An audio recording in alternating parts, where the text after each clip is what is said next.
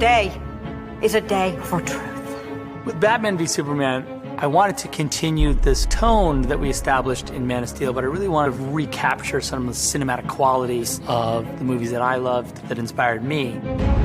That's how it starts, sir. The fever, the rage that turns good men cruel. We spent a lot of time and were very careful about where we would go for the next journey into the DC universe.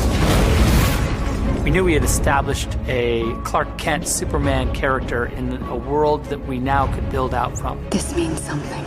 It's all some people have. It's all that gives them hope. We just felt like it was an original and interesting concept to pit him against another hero, but a darker hero. And Batman was the perfect foil. Tell me, do you bleed? You will. Once you enter such a fantastical world as Batman versus Superman, and you take a real world product and company like Turkish Airlines, and you bring it in to, really set the world as real. That's the thing that I was inspired by as a filmmaker, and I thought, wow, we have created what we believe is a pretty fantastical world for Batman versus Superman, in the sense that you have these two superheroes battling it out. But the presence of Turkish Airlines really makes me feel like these things are actually happening. Mr. Wayne, Clark Kent, Daily Planet. What's your position on the Bat Vigilante in Gotham?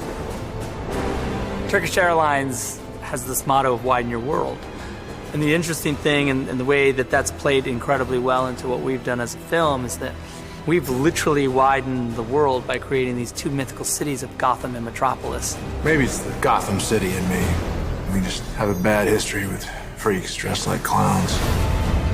The thing that got me excited about Turkish Airlines was their global reach, and that they're a global brand, and that they could bring to our project this awareness, and they represent a certain quality of product that is really at a high level.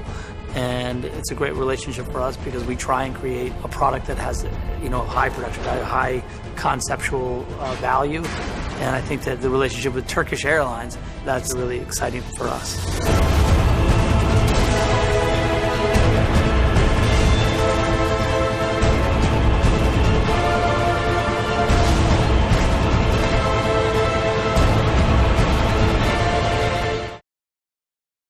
Hey YouTubers, it's Charlie. New Batman v Superman teaser, Batman versus Superman. I'm gonna have so much fun watching these guys fight.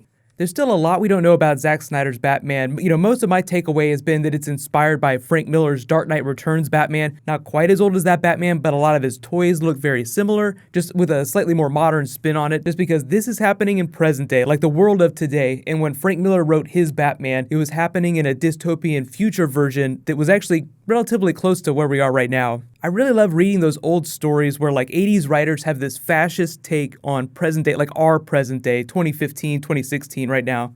But it seems like this fight comes after this fight because Batman finally confronts him in the street. Do you bleed? You will. Superman even told him the next time they light up the bat signal, do not answer it. The bat is dead. So Batman probably armors up, turns the light on to goad Superman into a fight, and then tries to take him down. And I love how quickly Superman shuts him down. You can tell Superman really hates the idea of Batman. He doesn't want to kill him. Post Man of Steel Zod killing, he's probably already made up his mind that he's not going to do that anymore. But unless they jump forward a lot in time, he's still in his freshman year as Superman, so he's still probably not super hot with the PR in front of Congress. What are your intentions? You have the power of a god. How can we trust you that you're not going to crush us like soda cans? In the comics, that trust is earned just over a long period of time. Superman proves time and time again that he's here to help, not to hurt people. Although Frank Miller, Dark Knight Returns, a lot of those hardcore 80s writers did address the idea of collateral damage. And that's really where it seems like the Batman character is flowing from. Look, you say you want to help us, but you destroyed half of his city. There's a chance you could go rogue, so we have to make sure that that doesn't happen.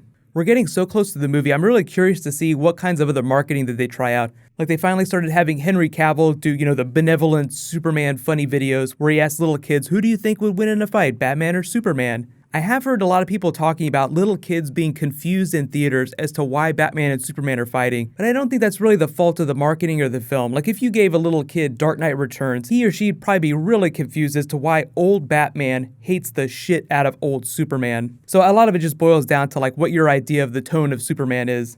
But I'm actually really excited. The movie is supposed to be 2.5 hours long, which is longer than Avengers Age of Ultron. So there's just like so much of it that we haven't seen yet. Most of the stuff that I think that they're keeping close to the vest is the related Justice League stuff, you know, Aquaman, Flash, Cyborg, Green Lanterns, that kind of stuff. I think there's stuff like that in the movie. It's just that the narrative of the film is Batman going up against Superman, Lex Luthor trying to pit them against each other, with Wonder Woman stuck in the middle trying to keep things from going to shit.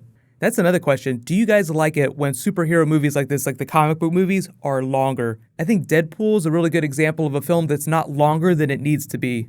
I would totally be willing to pay an inflated movie ticket price for a 3-hour superhero film. The other really exciting news tonight is that Gotham is back. They're doing Hugo Strange. It's B.D. Wong. If you don't know who he is, he was in the Jurassic Park movies. You probably recognize him even if you don't know his name. He was in Mr. Robot. He is amazing. He's going to be Hugo Strange. He's already my favorite thing about the show, and the episode hasn't even aired yet. That should tell you all you need to know. New Gotham tonight. Be sure to subscribe to get that. I'll post my video after the episode airs. While you guys wait for me to post that Gotham video tonight, you can click here for my last big Batman v Superman trailer video, and you can click here from Walking Dead from last night in case you missed it in all the Oscars craziness. Thank you so much for watching. Everybody, let's high five. I'll see you guys tonight.